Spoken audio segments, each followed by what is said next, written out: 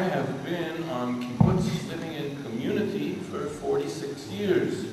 And that is almost half the history of the kibbutz movement.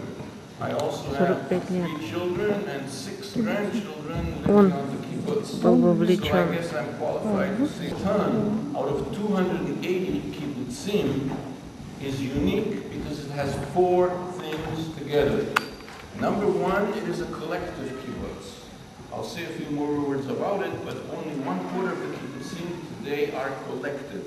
Number 2, it is associated with the Reform movement in Judaism, so it has a particular cultural, religious orientation. There are only 2 such kibbutzim, and one of them is not collective. Number 3, we are the only kibbutz and the only village in Israel belonging to the global Ecovillage network. Number 4, thank you for the clapping, that's not on the account of the 5 minutes. Number 4, we are one of the very few kibbutzim that has a vision statement. You can find it on our website. A vision statement is very important. In the Bible it is written, where there is no vision, the people become unruly. And the kibbutz movement began as a group of intentional communities.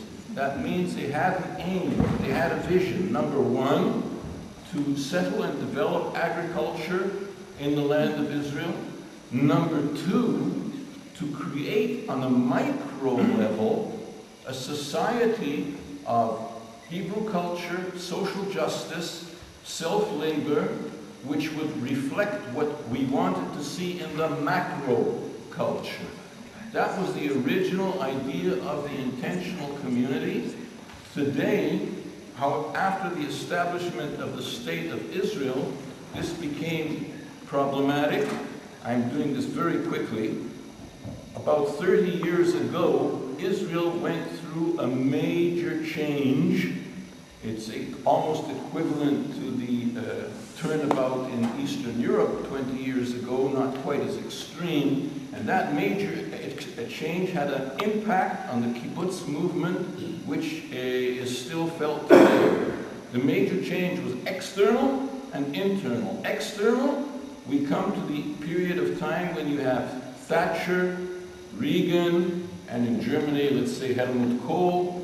In other words, the end of the welfare state and the beginning of neoliberalism, also in Israel. Within Israel itself, we have 3 major changes.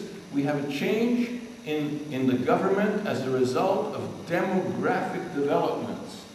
You must understand, kibbutz members are not representative of all Israeli society. They're a very small part, of about 30%. For example, the people who are very religious, they're not in it. The Arab minority is not in it. In addition, the people who are refugees from the Arab countries or their descendants, more or less are not in it either, and they are about 40% of the population.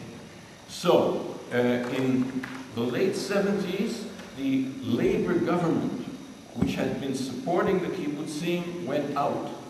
And the liberal government came in. There were economic problems in Israel. The economic problems added to the ideological problems in the kibbutz movement as a result of the changes in the population. And therefore, the kibbutz movement in part began to privatize, meaning that they became communities like you describe here, where people begin to want to have their own homes and so on, and have their own jobs. My first kibbutz, Gesher Hazi, is totally privatized. All this process of change in Israeli society and the Israeli kibbutz resulted in the situation that 5 or 6 years ago, the government had to decide to define kibbutzim in a new way, within the framework, the legal framework of the Cooperative Societies Act of the State of Israel, which actually originates from the British Cooperative Societies law of the 19th century, because the first cooperative societies were in Britain, in Rockdale, 1844. So anyway, this law was now changed, and there is now a new definition of kibbutzim. There are three different kinds of kibbutzim. Number one, there is the classic collective kibbutz, such as kibbutz Lotan.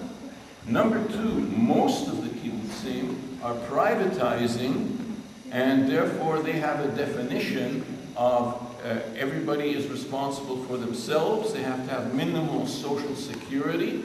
But for example, they will also have to pay each individual. My three sons who are on a privatized kibbutz will all have to pay individual income tax to the government.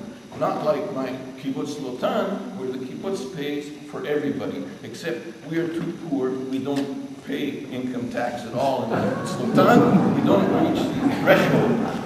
The chartered accountant said last year, he said, I have the good news and I have the bad news. The good news is that maybe your economic situation is a little more stable. The bad news is that maybe next year you will have to pay income tax. So this is the situation.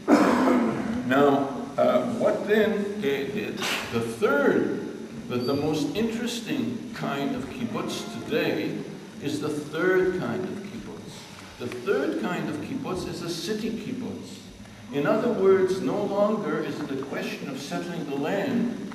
It is a question of creating, if you like, an urban environment, an urban cooperative settlement, which has the mission to upgrade and work socially with underprivileged people and to contribute educationally to the underdeveloped areas of Israel.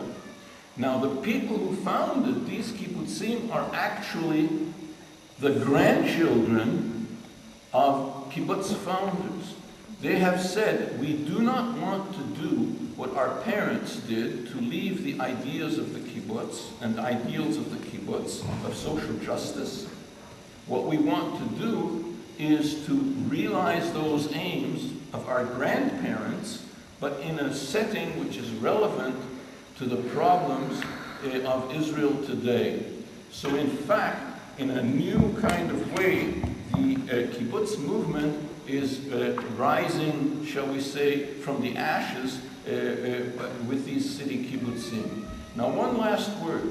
The kibbutzim today are only 2% of the population in Israel, and they were never more than 5%.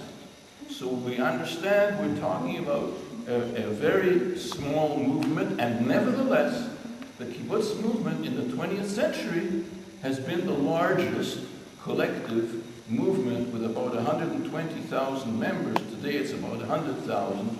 And so we will see in the 21st century, in the next 100 years, where that movement is going to go. Thank you very much. Thank you.